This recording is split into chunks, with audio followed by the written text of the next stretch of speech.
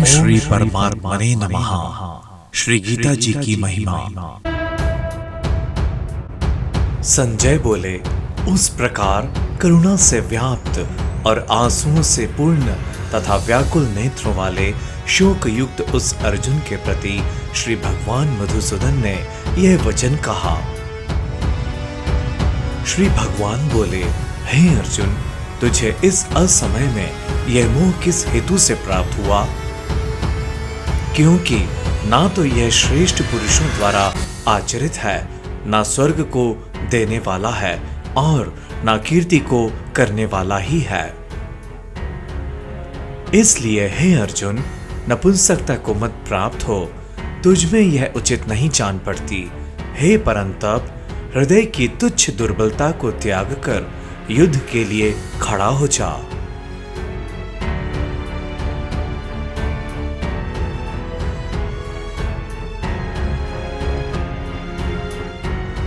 अर्जुन बोले, हे मधुसूदन, मैं रणभूमि में किस प्रकार बाणों से भीष्म पितामह और द्रोणाचार्य के विरुद्ध लड़ूंगा? क्योंकि हे अरिसुदन, वे दोनों ही पूजनीय हैं। इसलिए इन महानुभाव गुरुजनों को ना मारकर मैं इस लोक में भिक्षा का अन्न भी खाना कल्याणकारक समझता हूँ, क्योंकि गुरुजनों को मारकर भी इस लोक में रुधिर से सने हुए अर्थ और काम रूप भोगों को ही तो भोगूंगा। हम यह भी नहीं जानते कि हमारे लिए युद्ध करना और ना करना, इन दोनों में से कौन सा श्रेष्ठ है, अथवा यह भी नहीं जानते कि उन्हें हम जीतेंगे या हमको वे जीतेंगे। और जिनको मारकर हम जीना भी नहीं चाहते, वे ही हमारे आत्मीय धृतराष्ट्र के पुत्र हमारे मुकाबले में खड़े हैं। इसलिए कायरता रूप दोष से उपहत हुए स्वभाव वाला तथा धर्म के विषय में मोहित चित्त हुआ मैं आपसे पूछता हूँ कि जो साधन निश्चित कल्याणकारक हो वह मेरे लिए कहिए, क्योंकि मैं आपका शिष्य हूँ। इसलिए आपकी शरण हुए मुझको शिक्षा दीजिए। क्योंकि भूमि में निष्कंटक धन धान्य संपन्न राज्य को और देवताओं के स्वामी पने को प्राप्त होकर भी मैं उस उपाय को नहीं देखता हूँ जो मेरी इंद्रियों के सुखाने वाले शोक को दूर कर सके।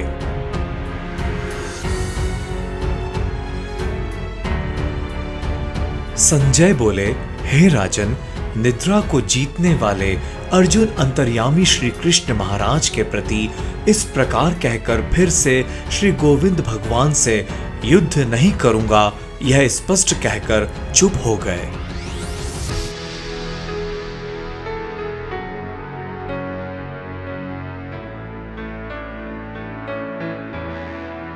हे भरतवंशी धृतराष्ट्र, अंतर्यामी श्री कृष्ण महाराज दोनों सेनाओं के बीच में शोक करते हुए उस अर्जुन को हंसते हुए यह वचन बोले। श्री भगवान बोले, हे अर्जुन, तू ना शोक करने योग्य मनुष्यों के लिए शोक करता है और पंडितों के से वचनों को कहता है, परंतु जिनके प्राण चले गए हैं उनके लिए और जिनके प्राण नहीं गए हैं उनके लिए भी पंडित जन शोक नहीं करते।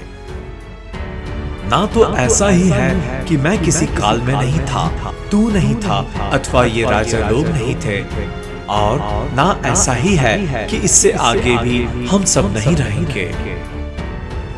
जैसे जीवात्मा की इस देह में बालकपन, जवानी और वृद्धावस्था होती है, वैसे ही अन्य शरीर की प्राप्ति होती है। उस विषय में धीर पुरुष मोहित नहीं होता।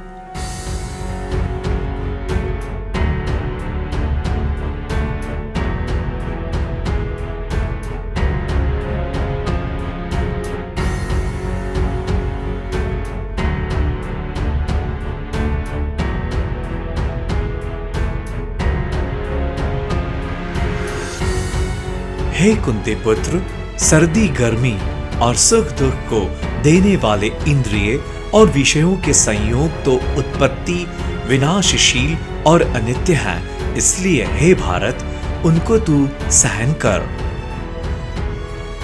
क्योंकि हे पुरुष श्रेष्ठ, दुख सुख को समान समझने वाले जिस धीर पुरुष को ये इंद्रिय और विषयों के संयोग व्याकुल नहीं करते, वह मोक्ष के योग्य है। असत वस्तु की तो सत्ता नहीं है और सत का अभाव नहीं है। इस प्रकार इन दोनों का ही तत्वज्ञानी पुरुषों द्वारा देखा गया है। नाश रहित तो तू उसको जान जिससे यह संपूर्ण जगत दृश्य वर्ग व्याप्त है। इस अविनाशी का विनाश करने में कोई भी समर्थ नहीं है। इस नाश रहित अप्रमेय नित्य स्वरूप जीवात्मा के ये सब शरीर नाशवान कहे गए हैं। इसलिए हे भरतवंशी अर्जुन, तू युद्ध कर।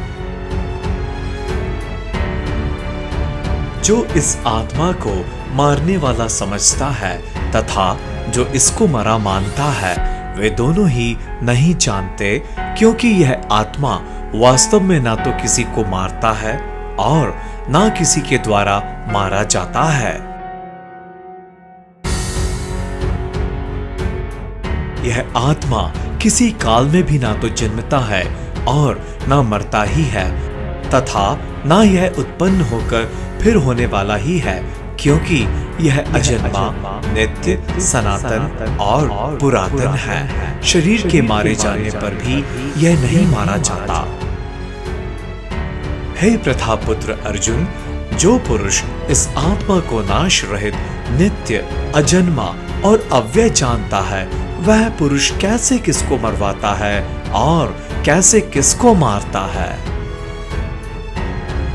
जैसे मनुष्य पुराने वस्त्रों को त्याग कर दूसरे नए वस्त्रों को ग्रहण करता है, वैसे ही जीवात्मा पुराने शरीरों को त्याग कर दूसरे नए शरीरों को प्राप्त होता है।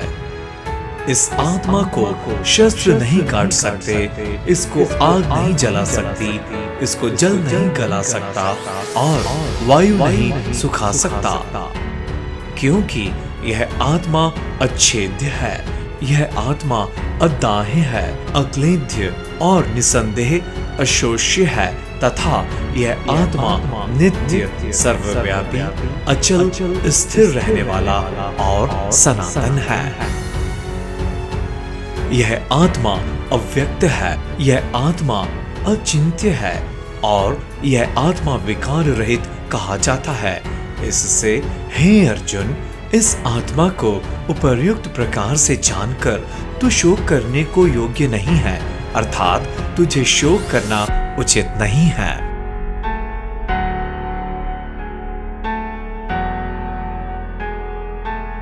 किंतु यदि तू इस आत्मा को सदा जन्मने वाला तथा सदा मरने वाला मानता हो, तो भी हे महाबाहो, तू इस प्रकार शोक करने को योग्य नहीं है। क्योंकि इस मान्यता के अनुसार जन्मे हुए की मृत्यु निश्चित है और मरे हुए का जन्म निश्चित है। इससे भी इस बिना उपाय वाले विषय में तू शोक करने को योग्य नहीं है। हे अर्जुन, संपूर्ण प्राणी जन्म से पहले अप्रकट थे और मरने के बाद भी अप्रकट हो जाने वाले हैं, केवल बीच में ही प्रकट हैं। फिर ऐसी स्थिति में क्या शोक करना है?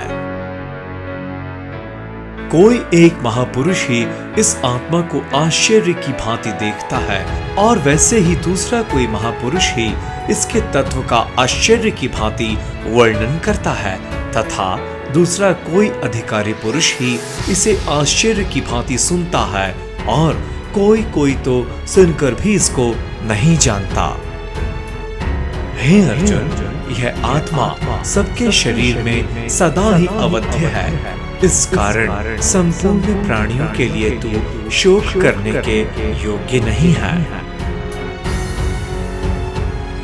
तथा अपने धर्म को देखकर भी तू भय करने योग्य नहीं है, अर्थात तुझे भय नहीं करना चाहिए, क्योंकि क्षत्रिय के लिए धर्मयुक्त युद्ध से बढ़कर दूसरा कोई कल्याणकारी कर्तव्य नहीं है। हे पार्थ, अपने आप प्राप्त हुए और खुले हुए स्वर्ग के द्वार रूप इस प्रकार के युद्ध को भाग्यवान क्षत्रिय लोग ही पाते हैं।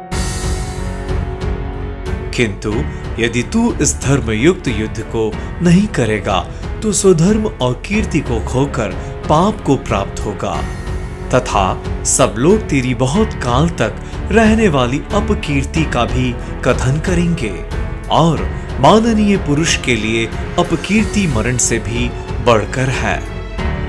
और जिनकी दृष्टि में तू पहले बहुत सम्मानित होकर अब लघुता को प्राप्त होगा, वे महारथी लोग तुझे भय के कारण युद्ध से हटा हुआ मानेंगे।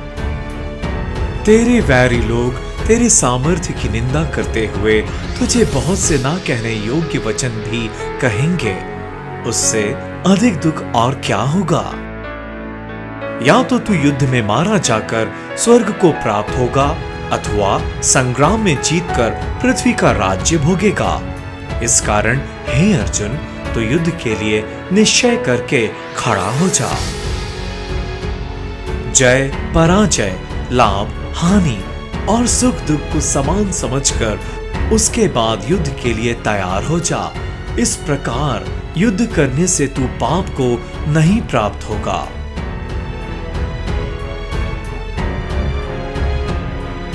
हे पार्थ, यह बुद्धि तेरे लिए ज्ञान योग के विषय में कही गई और अब तू इसको कर्म योग के विषय में सुन। जिस बुद्धि से युक्त हुआ तू कर्मों के बंधन को भली भांति त्याग देगा अर्थात सर्वथा नष्ट कर डालेगा। इस कर्म योग में आरंभ का अर्थात बीज का नाश नहीं है और उल्टा फल रूप दोष भी नहीं है,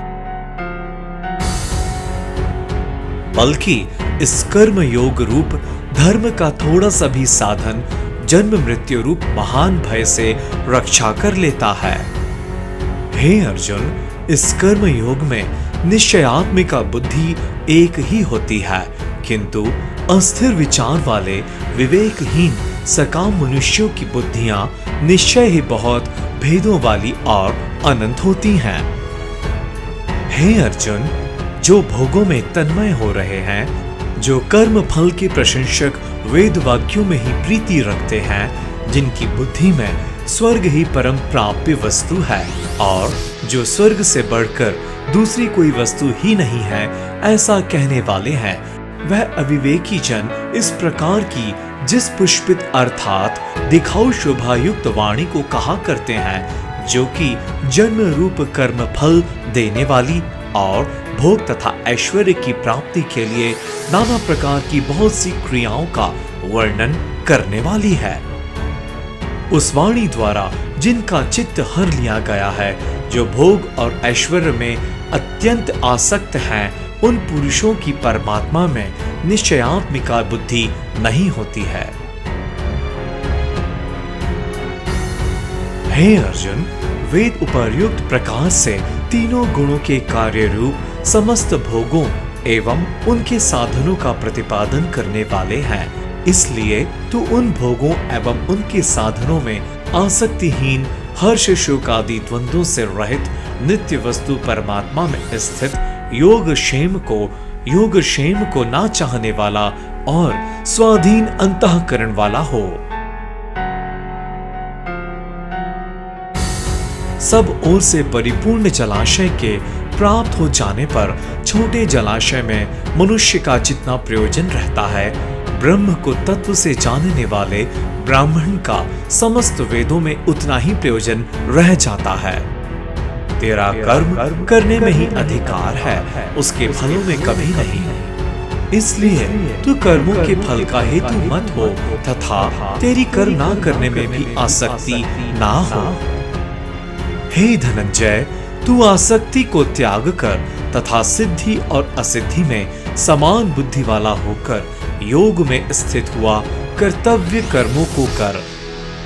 समत्व ही योग कहलाता है।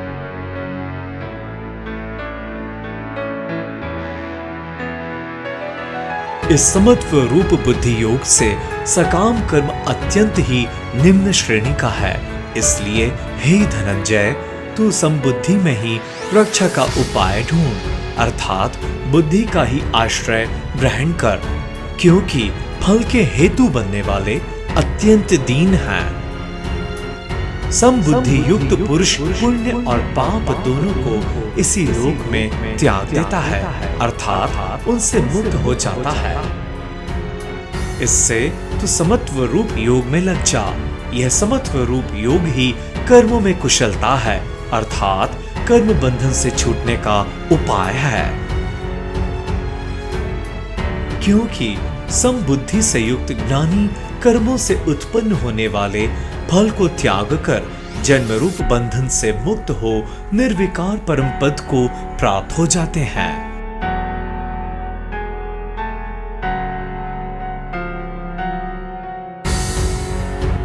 जिस काल में तेरी बुद्धि मोह रूप दलदल को भली भांति पार कर जाएगी, उस समय तू सुने हुए और सुनने में आने वाले इस लोक और परलोक संबंधी सभी भोगों से वैराग्य को प्राप्त हो जाएगा। भांति भांति के वचनों को सुनने से विचलित हुई तेरी बुद्धि जब परमात्मा में अचल और स्थिर ठहर जाएगी, तब तू योग को प्राप्त हो जाएगा, अर्थात तेरा परमात्मा से नित्य संयोग हो जाएगा।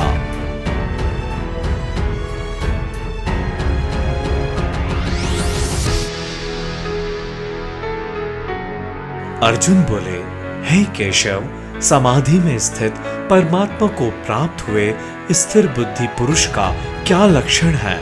वह स्थिर बुद्धि पुरुष कैसे बोलता है, कैसे बैठता है और कैसे चलता है?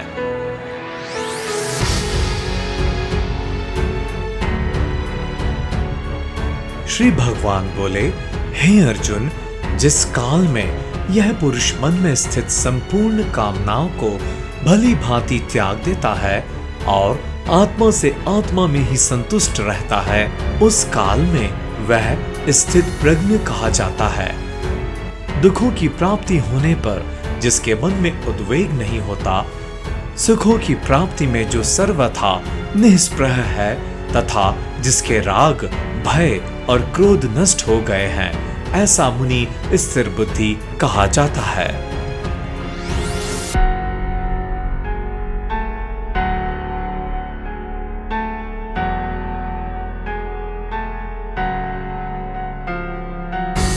जो पुरुष सर्वत्र स्नेह रहित हुआ, उस शुभ या अशुभ वस्तु को प्राप्त होकर न प्रसन्न होता है और न द्वेष करता है, उसकी बुद्धि स्थिर है।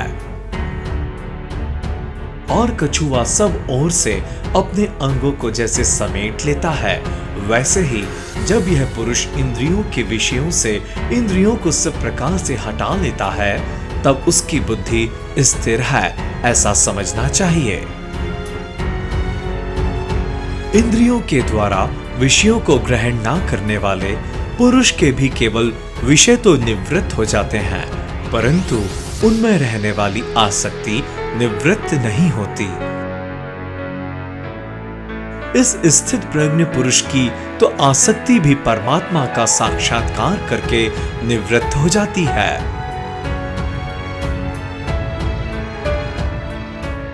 हे अर्जुन, आसक्ति का नाश ना होने के कारण ये प्रमथन स्वभाव वाली इंद्रियां यत्न करते हुए बुद्धिमान पुरुष के मन को भी बलात् हर लेती हैं।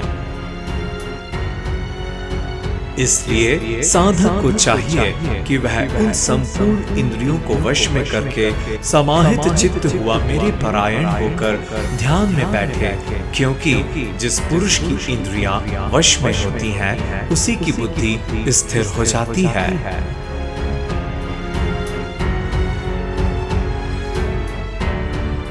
विषयों का चिंतन करने वाले पुरुष की उन विषयों में आसक्ति हो जाती है।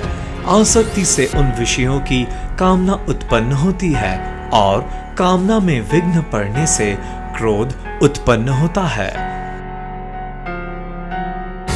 क्रोध से अत्यंत मूढ़ भाव उत्पन्न हो जाता है। मूढ़ भाव से स्मृति में भ्रम हो जाता है। स्मृति में भ्रम हो जाने से बुद्धि अर्थात ज्ञान शक्ति का नाश हो जाता है और बुद्धि का नाश हो जाने से यह पुरुष अपनी स्थिति से गिर जाता है।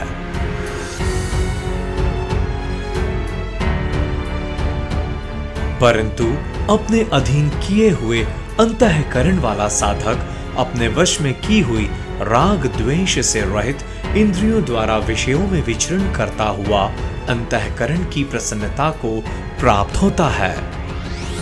अंतःकरण की प्रसन्नता होने पर इसके संपूर्ण दुखों का अभाव हो जाता है और उस प्रसन्न चित्त वाले कर्म योगी की बुद्धि शीघ्र ही सब ओर से हटकर एक परमात्मा में ही भली भांति स्थिर हो जाती है।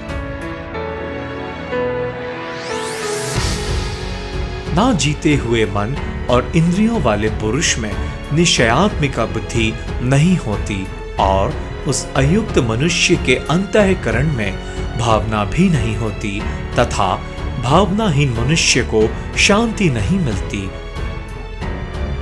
और शांति रहित मनुष्य को सुख कैसे मिल सकता है? क्योंकि जैसे जल में चलने वाली नाव को वायु हर लेती है, वैसे ही विषयों में विचरती हुई इंद्रियों में से मन जिस इंद्रिय के साथ रहता है, वह एक ही इंद्रिय इस अयुक्त पुरुष की बुद्धि को हर लेती है।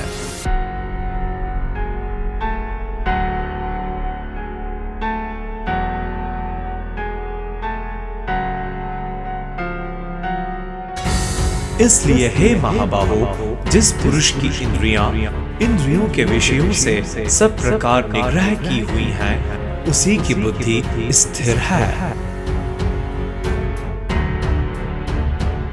संपूर्ण प्राणियों के लिए जो रात्रि के समान है, उस नित्य ज्ञान स्वरूप परमानंद की प्राप्ति में स्थित प्रज्ञ योगी जागता है और जिस नाशवान सांसारिक सुख की प्राप्ति में सब प्राणी जागते हैं, परमात्मा के तत्व को जानने वाले मुनि के लिए वह रात्रि के समान है।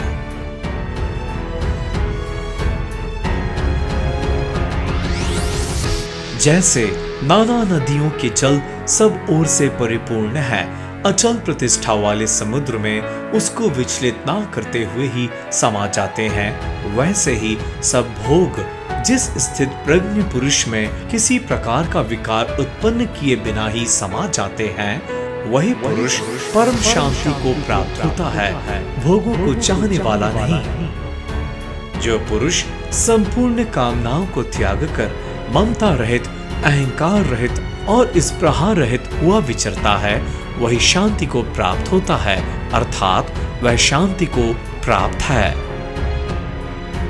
हे अर्जुन, यह ब्रह्म को प्राप्त हुए पुरुष की स्थिति है। इसको प्राप्त होकर योगी कभी मोहित नहीं होता और अंत काल में भी इस ब्राह्मी स्थिति में स्थित होकर ब्रह्मानंद को प्राप्त हो जाता है।